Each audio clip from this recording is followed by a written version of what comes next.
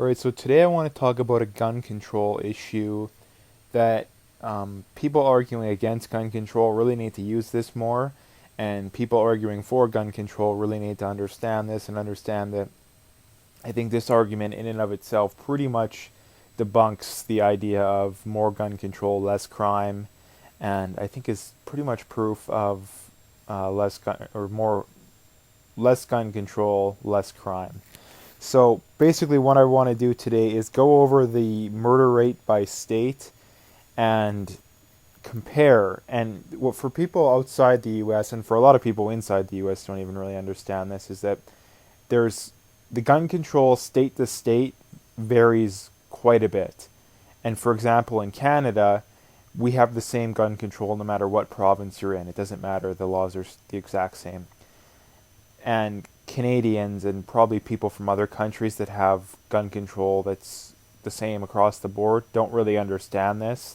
They seem to compare the US to Canada or the US to the UK like just straight up. There's no differences inside the areas, and they don't realize that within the US the gun control varies very drastically. For example, there are states, I believe California and Arizona are examples, New York and Vermont, New Hampshire, or Maine, which I believe border at some point. I don't know the perfect, I don't know the geography for those, but within the state, you can basically, getting concealed carry is almost impossible. The restrictions on semi-automatic rifles, you have other, I think the New York is down to 7. I think California is 10. California has the bullet button. For basically, the restrictions on semi-autos in California in some ways are more strict than in Canada. In some ways it isn't. In Canada you can have pistol grips, you can have detachable magazines, but they have to be pinned to 5 rounds. California, you can get the gun a little bit easier, but once you have it, the restrictions are arguably more in some ways, not in all ways. And it depends on the semi-auto. And then, so for example, you have very strict laws, probably somewhat comparable to a country like Canada, and then you can go across the border and you can conceal carry, in a lot of cases open carry, a handgun without any restrictions whatsoever, as long as you're legally allowed to own the gun in the first place. So the differences between the gun laws within the states varies very drastically in a lot of cases. So that needs to be compared, because to straight up compare the US to Canada when the gun control within Canada is the exact same no matter where you are, but within the US it's very different, is a very unfair, and it shows that you either don't understand the gun laws within the US and Canada, or you do understand them and you're trying to manipulate people. And the reason why people do this is because the US on average is like double Canada's murder rate. But what they don't tell you is that, and for good reason, is that, at least from their perspective, is the states with less gun control tend to have lower crime. And so I want to get into my argument today, or my point, whatever you want to call it, in that 3 of the 4 states with the lowest murder rate are all constitutional carry states. So within the U.S. you have three basic levels of whether or not you can carry. You have constitutional carry, which is by quite a bit the least, the most loose or the most liberal. Basically, there's no rules for concealed carry. Some states don't allow you to open carry, but every constitutional carry state allows you to concealed carry.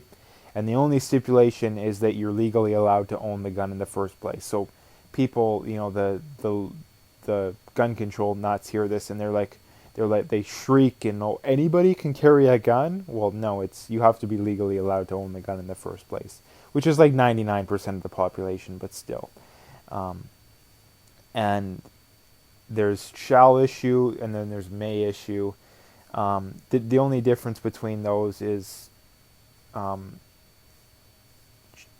need to basically go through a course, and every state it's different to get the carry permit. And once you go through the course, they'll let you have it, and that's it's not too much of an issue. The only problem with those states is that the price to get that permit varies by quite a bit usually, and some states it's pretty expensive for someone living paycheck to paycheck, which makes it kind of hard for someone living paycheck to paycheck or someone from the inner city to get the permit, and those are the people that need it the most. So I don't like that. And then on the other hand, you have the May issue, which is like a state like California, because technically it's unconstitutional to straight up ban concealed carry. So the way they get around that is that generally you need like the sheriff or someone like that to sign off on these things,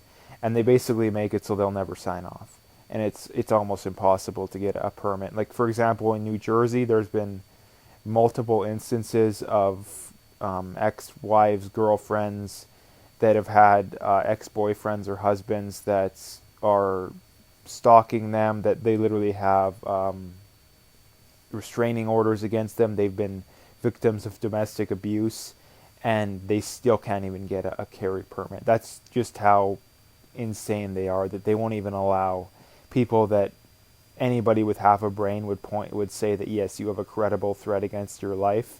And the reason why I point that out is I've seen multiple cases of people that have applied for permits that were denied, that were later killed or physically assaulted very, very badly. So again, that's what I mean. The gun control varies from you can have a permit as long as you're not or as long as you're allowed to own a gun in the first place, to you can't even get a permit if you have a credible threat against your life. Like the spectrum is so big that it's almost impossible to overstate how big the spectrum is in a lot of cases. So like in New Jersey, it's illegal to even hold a handgun unless you own it, basically. Like if you go into a gun store, you can't even hold a handgun, I believe, is how their laws are written. So there's a lot of crazy laws out there, but the take-home point of this video that I really want to get across is that of the states with the lowest murder rate, 3 of the 4 of them are constitutional carry states, and one of those in there is Hawaii, and I think it's pretty unfair to include Hawaii.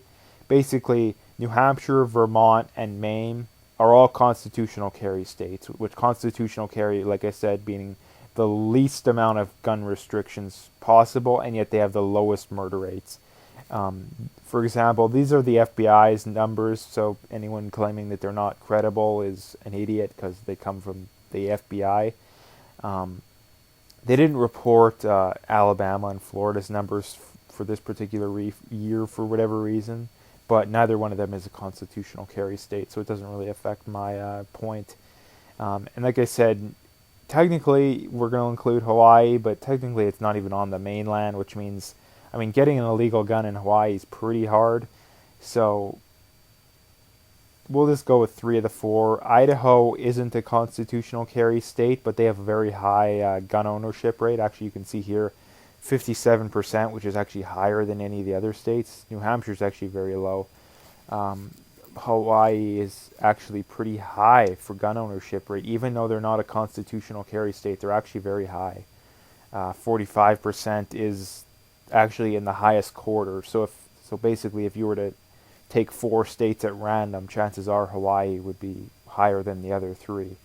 So you look at these states that have very low gun control, they're either constitutional carry or they have very high gun ownership rate. You look at the top 5, all of them are either constitutional carry states or they have gun ownership rates in the top quarter, or the 4%, or the 4th quartile, I guess they call it here. So the idea of gun control or less gun control meaning more crime, it completely contradicts that. If less gun control means more crime, and less gun ownership rate in Hawaii and Idaho's case means more crime, then these states should be the states with the highest murder rates, but they're not. One of the biggest reasons is that, number one, they don't have like any big cities in these states, and the percentage of blacks and Hispanics is low in these states too. And for example, I've said it before, if propensity to crime is tied to your IQ, and that's not on an individual basis, it doesn't really matter. What I'm talking about is groups. If you took whites with the same average IQ as blacks, they would commit murder at a very similar, if not exact same rate as blacks. So it's not the fact that it's not a racism thing, it's a scientific thing. So if you want to figure out where a state with higher murder rate is going to be, it's going to be a state with a very high there's going to be generally a lot of urban metro population, a lot of people packed in real tight, which is why you see the big cities tend to be the place that has the crime, and places that have a lot of blacks. You look at the top 10 cities for murder rate in the U.S., all of them are drastically overrepresented, most of the time by blacks. I think one of them Hispanic, maybe Los Angeles or something, but I don't know. But I know a lot of them is black. You look at Chicago, Washington, D.C., just trying to Little Rock, Arkansas, I know is a big one. I'm just trying to think of some ones off the top of my head. I don't really know any other ones, but and then let's go down to the states with the highest murder rates. And because we included Hawaii, we'll include Washington, D.C. So they're the highest by far. The next highest, Louisiana, not a constitutional carry state. Missouri, not a constitutional carry state. South Carolina, not a constitutional carry state. Alaska is, but I think Alaska, it would be fair to say that a lot of the stuff driving their crime is drug related, is the fallout of a lot of the population being native. Not because you're native means that you're more likely to be a criminal. It's a societal thing up there. But like I said, of the 5 states with the highest murder rate, only one of them is a constitutional carry state. And let's keep going. Delaware, no. Maryland, no. Tennessee, no. Nevada, no. Michigan, Oklahoma, no. Georgia, no. I believe Arkansas is too. So of the top about 12 or 13, only 2 of them are. And like I said, Arkansas has a very high minority black population, which is what's causing their crime most likely. It's not really the gun laws. And like I said, on an individual basis, none of this stuff matters. I want to make that clear. On an average basis, what causes crime tends to be a lower IQ population. Whites with the same IQ as blacks, on average, commit crime at about the same amount. So it's not that blacks are inherently worse in any way, shape, or form. It's the hand that they were dealt, basically. It's not really their fault. But like I said, the main point of this argument is that of the states with the least amount of gun control, they have very low crime, and of the states with the most or the more gun control, they're not constitutional carry states. And